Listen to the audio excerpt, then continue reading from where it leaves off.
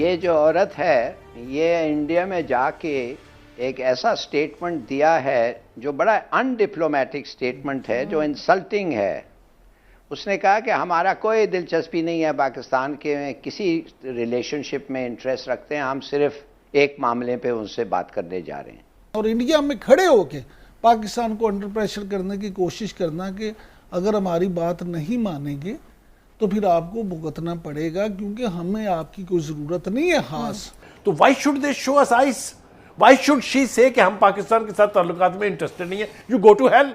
आपके साथ कौन इंटरेस्टेड है यहाँ पाकिस्तान में? ना करें। जब आपके साथ हमारे रिश्ते अच्छे थे उस वक्त तो आपको डू मोर के चल रही थी। उस वक्त कौन सा आपने हमारे कर्जे, IMF और जो टूल उस वक्त यूज कर रहे थे, आज भी आप वही टूल यूज कर रहे हैं ना। इंडिया से आई है, इंडिया में उससे कोई ऐसा मुतालबा नहीं किया।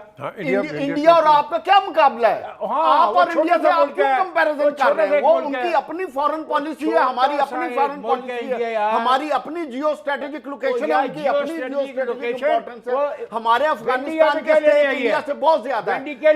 सबसे पहले कि IMF ने जो हमसे बिजली की कीमत है, इनकम और जो सेल्स टैक्स हैं, रेगुलेटरी ड्यूटीज़ हैं बढ़ाने का मुतालिबा कर दिया है। पहले ही महंगाई जो है उसका तूफान रुकने का नाम नहीं ले रहा। तमाम लोग परेशान हैं कि कहाँ से पूरा करें जो घर के अखराजात हैं, क्योंकि आमदनी इतनी है नहीं, महंगाई हुए चले जा रही है। अभी जो ऊपर से नए जो मुतालिबात आ गए हैं, इस पर तो महंगाई मजीद बढ़ेगी। Press the bell icon on the YouTube app and never miss another update. नायब वज़ीर ख़ारजा अमेरिका की इस वक्त पाकिस्तान के दौरे पर हैं और उन्होंने इससे पहले इंडिया का दौरा भी किया और पाकिस्तान का जो दौरा वो कर रही हैं उसमें अहम शख्सियात से उनकी मुलाकातें हो रही हैं। तो कितना फ्रूटफुल होने जा रहा है ये एक हम देख रहे हैं कि पाकिस्तान और अमेरिका के ताल्लुकात में एक जो दरार सी आई हुई है, क्या वो ख़त्म हो पाएगी, बर्फ़ पिघलेगी या नहीं, क्या होगा क्या नहीं, इसके हवाले से गुफ्तगू बड़ी ज़रूरी है। तो पहले हिलाली साहब की तरफ जाऊँगी। हिलाली साहब, व्हाट डू यू सी, इनका जो दौरा है नायब वज़ीर ख़ारजा का, हाउ इम्पोर्टेंट इट इज़?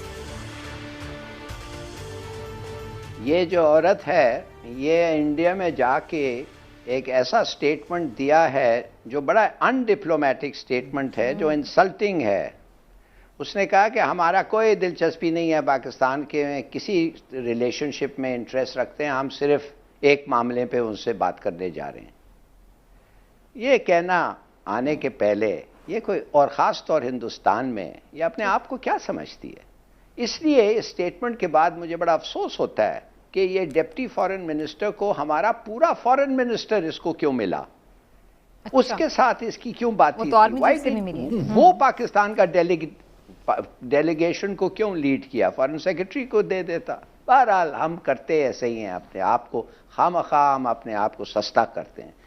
अब आपको मैं बताऊं, जब वो कहने लगी सिर्फ एक बात है, क्या बात है हम सब जानते हैं वो क्या बात है। वो कहती है कि हम ओवरफ्लाई करेंगे और अगर ज़रूरत पड़े और हम टेररिस्ट देख रहे हैं काम कर रहे हैं अफगानिस्तान में, हम उनको जाके बम करेंगे और तुम्हारे एयर ओवरफ्लाइट करेंगे, पाकिस्तान के ऊपर से उड़ के जाएंगे, हमें इजाज़त दो। अगर उसने ये कहा है, मेरे ख्याल में हमें थोड़ा केयरफुली समझना चाहिए कि अफ़गान तालिबान ने खुद समझौता में लिखा था कि हम किसी टेररिस्ट ग्रुप में अफ़गानिस्तान में पनपने नहीं देंगे और ख़ास तौर उनको दूसरे मुल्क पे अटैक करने की इजाज़त नहीं देंगे। ये कहा था उन्होंने। अब तक 32 अटैक्स हुए हैं पाकिस्तान के ख़िलाफ़ अफ़गानिस्तान से और सब अटैक्स जो करे हैं वो TTP किया है। लेट मी एंड, आखिरी जुमला में ये आपको कह दूं कि अगर हम उनको थोड़ा सा इस इंडिकेशन दे दें कि चीन के साथ हम ठंडे होने के लिए तैयार हैं, थोड़ा सा ठंडा लें, तो बहुत सारे टेलीफोन कॉल्स भी आ जाएंगे मेरे ख्याल में। अच्छा। और IMF के साथ हमारे काम भी आसान हो जाएंगे। मगर मैं खुश हूं कि हमने ये नहीं किया, इंशाल्लाह नहीं किया, मुझे नहीं पता। चलिए लेट मी टेक इमरान साहब कमेंट। इमरान साहब, आने से पहले ही जब वो दुश्मन मुल्क में खड़े होकर ऐसे स्टेटमेंट देंगे, तो आपको लगता है ये बस खानापुरी के लिए अपनी बात मनवा डू मोर का नया मुतालबा लेके आ गई हैं, या फिर वाकई कुछ बेहतरी की उम्मीद है? समीना, अमेरिकन जो है ना वो अपने फ़ायदे के बगैर कोई लफ्ज़ भी नहीं बोलते।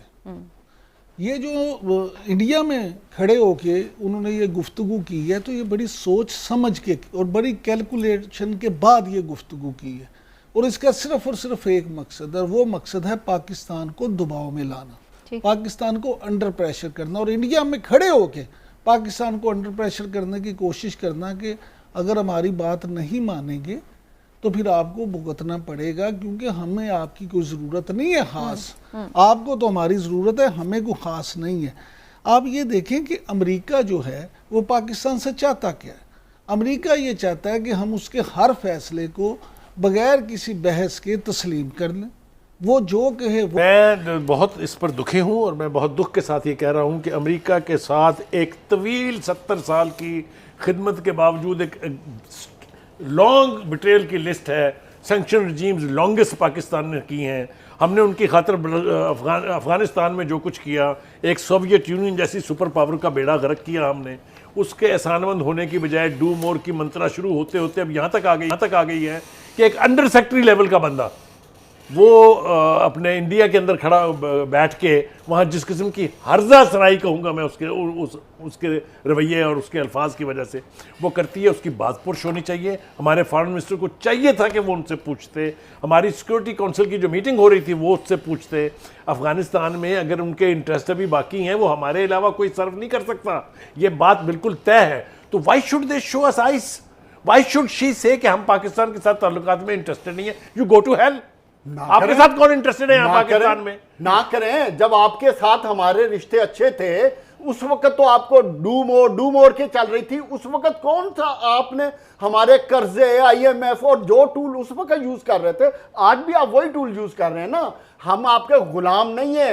आज 2021 में बैठे हैं, हम अपने मुल्क में अपने फैसले करने के आजाद हैं अल्हम्दुलिल्लाह। हम एक गैरतमंद कौम है, इनको ये बात समझ होनी चाहिए। है कौन वो हमें ये डिक्टेट करने वाले? अगर हमने ये रिलेशन रखना है या वो रखना है, आप हमारे साथ रखना ना रखें। इंडिया से आई है, इंडिया में उससे कोई ऐसा मुतालबा नहीं किया। इंडिया और आपका क्या मुकाबला है? आप और इंडिया से आप क्यों कंपैरिजन कर रहे हैं? वो उनकी अपनी फॉरेन पॉलिसी है, हमारी अपनी फॉरेन पॉलिसी है, हमारी अपनी जियो स्ट्रेटेजिक लोकेशन है, उनकी अपनी जियो स्ट्रेटेजिक इंपॉर्टेंस है। हमारे अफगानिस्तान के स्टेट इंडिया से बहुत ज्यादा है। तालिबान को हुकूमत में आए 1.5 महीना हो गया ना। कितने धमाके हुए उनके अंदर? 6 हुए या 7 हुए। खान साहब आपको नहीं पता। एक सेकंड, अब ये करा रहा है राह वहां पे बैठ के, तो राह तो खत्म हो गया था। जब तालिबान कामयाब हो गई तो राह तो चला गया था। अब ये राह कहां से आ गया वहां पे? यार ये हाइपोथेटिकल पोजीशन पर हम 4 करोड़ के 4 करोड़ लोग ठीक हो गए। खान साहब बस कर जाएं। हर मुल्क के अंदर anti Afghan, anti Pakistan element आज भी मौजूद है वहां पे। स्लीपर सेल्स मौजूद हैं। ओके उन स्लीपर सेल्स को आपकी आज भी ओल्ड वेटरन ऑफ NDS राह और CIA उनको ऑपरेट करा रहे हैं। हमने फिर डॉक्टर साहब, मेरा सवाल आपसे पहले डॉक्टर सलमान शाह साहब, और ये सवाल लेकर मैं डॉक्टर फारूक आपकी तरफ भी आऊँगी। सबसे पहले कि IMF ने जो हमसे बिजली की कीमत है, इनकम और जो सेल्स टैक्स हैं, रेगुलेटरी ड्यूटीज़ हैं बढ़ाने का मुतालिबा कर दिया है। पहले ही महंगाई जो है उसका तूफान रुकने का नाम नहीं ले रहा। तमाम लोग परेशान हैं कि कहाँ से पूरा करें जो घर के अखराजात हैं, क्योंकि आमदनी इतनी है नहीं, महंगाई हुए चले जा रही है। अभी जो ऊपर से नए जो मुतालिबात आ गए हैं, इस पर तो महंगाई मज़ीद बढ़ेगी। लेकिन इस वक्त सबसे इम्पॉर्टेंट चीज़ जो है हमें समझने की बात यह है कि पाकिस्तान की इकॉनमी इस वक्त एक एक्सटर्नल शॉक में है। खाने पीने की जितनी हमारी इंपोर्ट्स हैं उनकी कीमत बहुत बढ़ गई है और तेल की कीमत बहुत बढ़ गई है। और सब अब पहली बात तो ये है कि पिछले 50 सालों में देख रहे हैं, जब से हम IMF के प्रोग्राम में जाते हैं, हर हुकूमत आती है और जो हुकूमत की अपनी नाकामियां होती हैं, जो अपनी फेलियर्स होते हैं, वो हम ब्लेम कर देते हैं IMF के ऊपर। बड़ा आसान, मुल्क में महंगाई है, हम IMF की वजह से महंगाई। आपने भी अपने इब्तदाई में कह दिया IMF ये मुतालबा कर रहा है कि बिजली की कीमतें बढ़ा दें। ऐसा नहीं होता।